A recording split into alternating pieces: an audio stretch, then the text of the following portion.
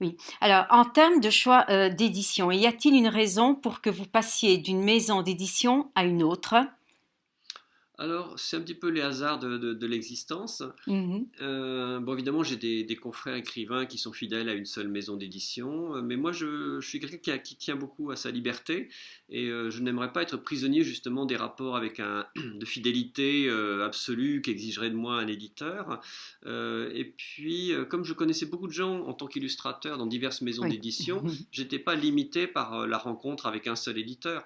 Mais c'est aussi à cause de ça que j'ai commencé à être publié de plus en plus fréquemment au début des années 2000 par la série noire chez Gallimard, parce que je connaissais Patrick Rénal qui dirigeait à cette époque-là la série noire pour les éditions Gallimard, et mes trois premiers romans sont sortis chez eux. Et puis après, Patrick Rénal est parti, il a eu des problèmes avec cette maison d'édition, donc il est parti chez Fayard, donc je l'ai suivi chez Fayard parce que je ne m'entendais pas bien avec le nouveau directeur de la série noire, Mhm.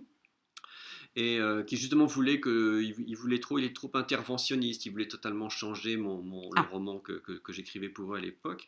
Et je pense que le rôle d'un éditeur, justement, ça doit être d'améliorer, de faire des suggestions, etc. Mais c'est pas d'exiger de l'écrivain qu'il refasse de fond en comble tout le livre, surtout quand il n'y a pas vraiment de raison.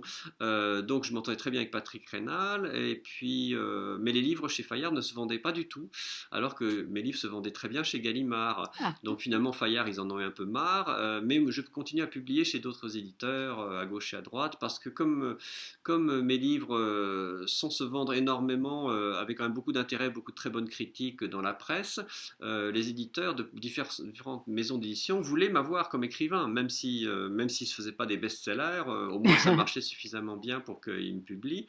Et donc à droite, à gauche, comme ça, je cherchais finalement comme la maison d'édition qui soit la meilleure. Donc du coup, je les ai pratiquement toutes testées. Ah. Et donc je connais les défauts et les qualités de 7 ou 8 maisons d'édition françaises.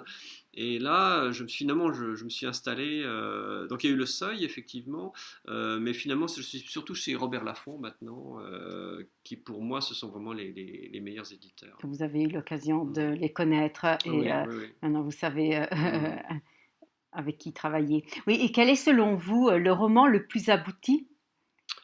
Ah, c'est difficile parce que souvent on fait un livre extrêmement ambitieux qu'on considère comme très, très abouti, et puis il se vend très très mal, Oui. et on a juste un succès d'estime. Quelques journalistes disent ah oui, c'est formidable et tout, mais au niveau des ventes, c'est quelque chose de ridicule, genre 900 exemplaires vendus. Et puis quelquefois on fait un livre qui est une histoire toute simple, forte mais vraiment simple, et le livre fait seulement 200 pages, et c'est arrivé à mon livre Monsieur le Commandant, qui d'ailleurs est sorti en Italie chez Rizzoli, Mhm. Il Signor, Signor Commandante, ça s'appelle. Et ce livre-là, je m'y attendais pas du tout, il a eu un succès absolument incroyable, j'ai vendu 50 000 exemplaires. Enfin, Félicitations. il a été publié dans divers pays, etc., dont l'Italie, mais aussi l'Angleterre, Portugal, Israël, la Grèce et tout.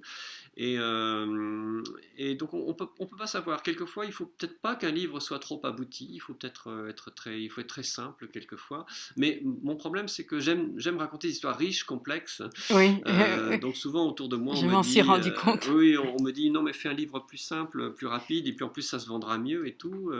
Mais moi, j'essaye dans mes derniers romans, par exemple, actuellement, qui parlent de l'occupation en France, ce sont des sujets très riches, très graves, et je pense que ce sont des sujets qui méritent d'avoir des livres relativement complexes. Enfin, Mais est-ce que ça demande des efforts? Parce que ça signifie aussi que bon, vous devez vous documenter, vous devez oui. faire des Mm, recherches, mm, et c'est peut-être ce qui est plus mm. stimulant. Mm. Moi, j'aime bien apprendre des choses. Oui.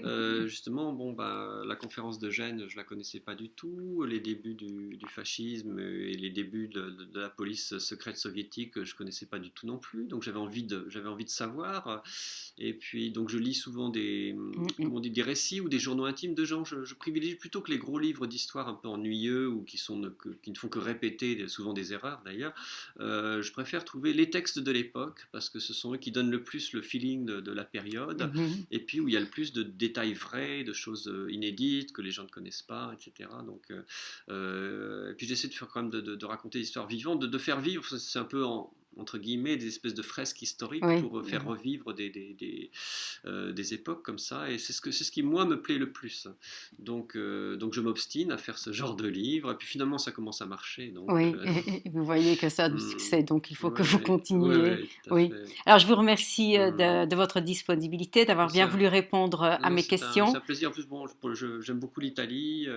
J'ai beaucoup voyagé quand j'étais plus jeune en Italie. Donc, que le public italien puisse découvrir mes livres, pour moi, ça compte énormément. Alors, nous espérons Mhm, tous que vous viendrez nous voir mhm, en mhm, Italie et surtout pour présenter Les Spie mhm, di Rapallo, mhm. publié par Gremese. Oui, Avec grand merci plaisir. et bonne chance. Merci beaucoup.